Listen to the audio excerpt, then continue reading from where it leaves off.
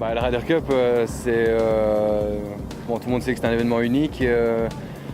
Maintenant, quand on en fait partie et on se rend compte de la place que ça prend sur la scène mondiale de sport, c'est juste, c'est presque même, ça fait même peur par moments, mais c'est un événement, c'est tellement difficile à expliquer.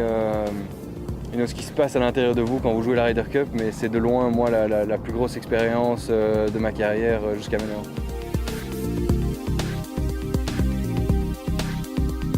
Le Masters est un tournoi incroyable.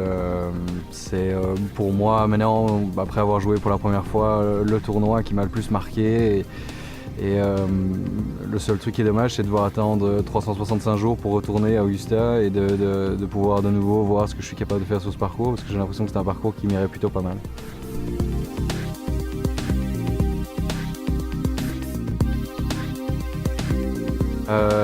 Oui, clairement, il y a certains trous. Évidemment, la longueur permet aux longs joueurs d'avoir des coups vachement plus courts sur certains trous. Les par 5 sont évidemment beaucoup plus courts à jouer pour les longs joueurs.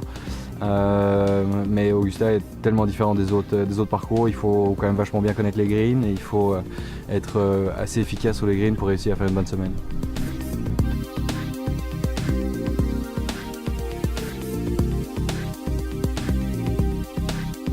Et en fait, c'est assez marrant parce que chaque fois que j'étais joué un majeur pour la première fois, je me suis un petit peu fait avoir. J'avais pas vraiment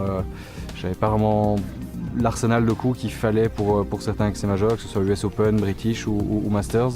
Donc chaque fois que je suis retourné par contre une deuxième fois, j'avais l'impression d'être beaucoup mieux préparé et d'avoir tout l'arsenal de coups qui est plutôt efficace sur certains tournois qui sont quand même fort différents des tournois qu'on joue d'habitude sur le PGA Tour.